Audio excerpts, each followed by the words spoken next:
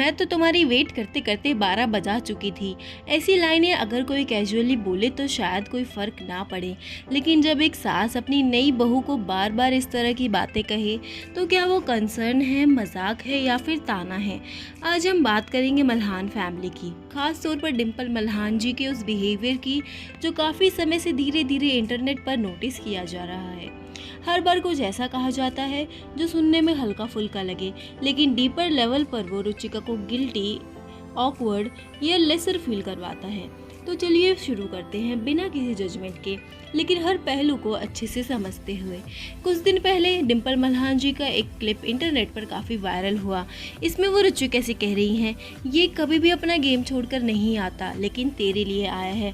तो इसमें वो रुचिका को कह रही थी कि ट्रिगर जो है उनका बेटा कभी गेम नहीं छोड़कर आता है, लेकिन वो रुचिका के लिए आया है।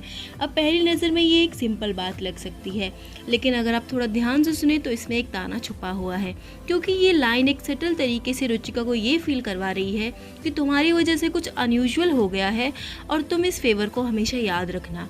एक ऐसा ही और मोमेंट था जब मल्हान फैमिली कहीं बाहर जा रही थी और रुचिका की वजह से थोड़ा सा डिले हो गया था। तब डिम्पल आंटी ने कहा, मल्हान साहब ने तेरे लिए वेट किया है, वरना मेरे लिए तो कब का चले जाते। उसके बाद जो हंसी आती है वो ऑकवर्ड हंसी, हर टॉन्ट को डिस्गाइज करने के लिए आती है।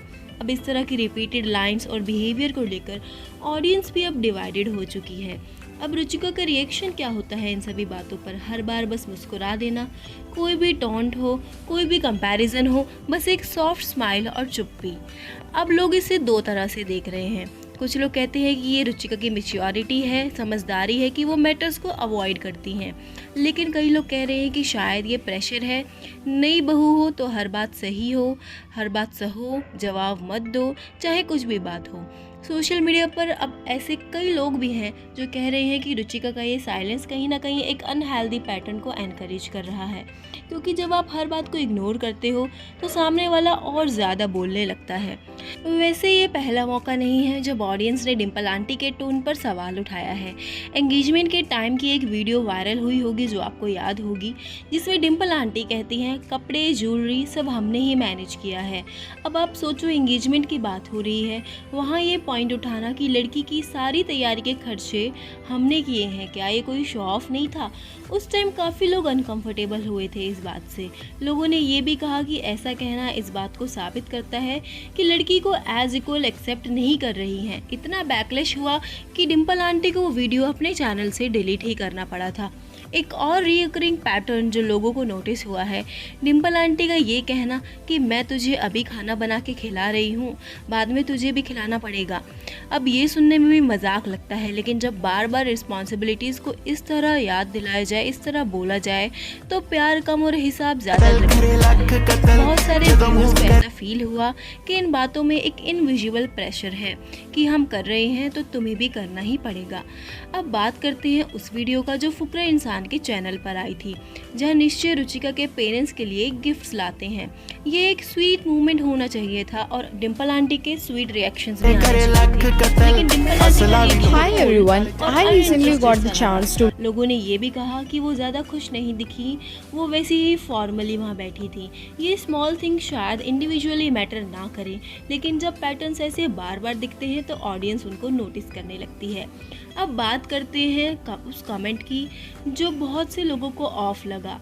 डिम्पल आंटी ने कहा कि अभी तो नया नया है इसीलिए इतनी हेल्प कर रहा है। डिम्पल आंटी इससे ये कहना चाहती है कि ट्रिगर की शादी अभी नई नहीं हुई है इसीलिए वो इतनी हेल्प कर रहा है, आगे जाके वो शायद ऐसा ना करे। मतलब अगर एक हस्बैंड अपनी वाइफ की थोड़ी बहुत हेल्प कर दे तो क्या उसे मॉक किया जाएगा इस चीज़ के लिए? सीरियसली, आज की जनरेशन में जहाँ हम इक्वालिटी की बात करते हैं वहाँ हेल्प को ग्लोरीफाई करने की बजाय हमें नॉर्मलाइज करना चाहिए, लेकिन जब हेल्प को सरकाज़म में कन्वर्ट कर दिया जाए तो वो रिस्पेक्ट नहीं इंसल्ट बन जाती है। ऑडियंस का भी यही कहना है, अगर हस्बैंड इग्नोर करे, टॉन्ट करे तो सब नॉर्मल है, लेकिन सपोर्ट करे तो उसका मजाक बनाना चाहिए, ऐसा बिल्कुल नहीं करना चाहिए। तो बात करते हैं, वंशज ने हाल ही में जो इंस्टाग्राम पर एक रील डाली थी जहां वो एक आंटी के साथ प्रैंक करते हुए नजर आए। अब रील तो मजाक में ही थी, लेकिन उन आंटी को बहुत ही डिसरिस्पेक्टफुल लगा। किसी को जाके ऐसे डायरेक्टली आंटी बोल देना, वो भी इस तरह से बहुत ही डिसरिस्पेक्टफुल किसी को भी लग सकता है। इस पर रुचिका ने कुछ मजाकिया कमेंट कर दिए। अब रुचिका के काफ़ी ज़्यादा फॉलोअर्स हो चुके हैं, वो एक इन्फ्लुएंसर बन चुकी हैं, तो उनको सोचना चाहिए, समझना चाहिए कि मैं किस तरह से लोगों को इन्फ्लुएंस कर रही हूँ। उन्होंने जो कमेंट किया लोगों को बहुत ज़्यादा इनसेंसिटिव लगा। लोगों ने कहा जब खुद पे बात आए तो ब्लॉक कर दो, लेकिन जब दूसरों का मजाक उड़ाओ तो वो एंटरटेनमेंट कहलाता है। डबल स्टैंडर्ड्स होना ऑडियंस को सबसे ज़्यादा चुभता है। अब बात करते हैं उस पॉइंट की जहां रुचिका को एक फैशन इन्फ्लुएंसर के तौर पर यूनिवर्सिटी में बुलाया गया था। इस पर लोगों के मिक्स्ड रिएक्शन आए। कुछ लोग जेन्युइनली खुश थे, लेकिन बहुत सारे क्रिएटर्स और व्यूअर्स को ये लगा कि ऐसे प्लेटफॉर्म किसी ऐसे इन्फ्लुएंसर को मिलने चाहिए जो सालों से कंटेंट बना रहा हो, मेहनत कर रहा हो, न कि किसी को सिर्फ पॉपुलैरिटी या कनेक्शन के बेसिस पर ये मिलना चाहिए। साथ ही लुक्स को लेकर भी ट्रोलिंग शुरू हो गई, जो बहुत ही शैलो और टॉक्सिक है। आयरनी ये है कि मल्हान फैमिली हमेशा कहते हैं कि ट्रोलिंग गलत है, लेकिन उन्हीं के आसपास के लोग जब ट्रोल का शिकार होते हैं तो रेयरली कोई स्टैंड लिया जाता है।